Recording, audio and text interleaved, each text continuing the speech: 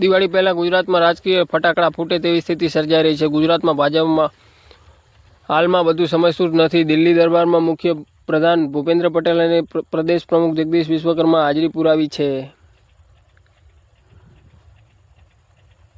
વડાપ્રધાન નરેન્દ્ર મોદી અને કેન્દ્રીય ગૃહ પ્રધાન અમિત શાહે ગુજરાત ભાજપની તાજી સ્થિતિ સમીક્ષા કરી હતી, જેનો અર્થ એવો પણ આંકવામાં આવી રહ્યો છે કે ગુજરાત વધુ એકવાર નવું મિત્ર મંડળ અસ્તિત્વમાં આવશે।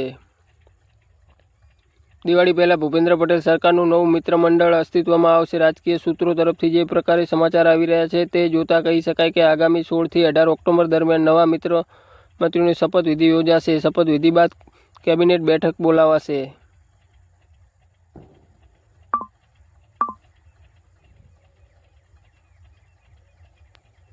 કેબિનેટ બેઠકમાં પ્લેટફોર્મ ફાળવવામાં આવે। હાલ ભૂપેન્દ્ર પટેલ સરકારમાં મુખ્યમંત્રી સહિત 16 મંત્રીઓ સ્થાન ધરાવે છે। ગુજરાતમાં ભાજપની આગેવાની રચાયેલા પ્રધાનમંડળમાં સૌથી નાનું પ્રધાનમંડળ ગણાય છે। હવે પછી વિતરણ થનારા મિત્ર મંડળમાં 22 થી 23 મંત્રીઓની શક્યતા રહેલી છે।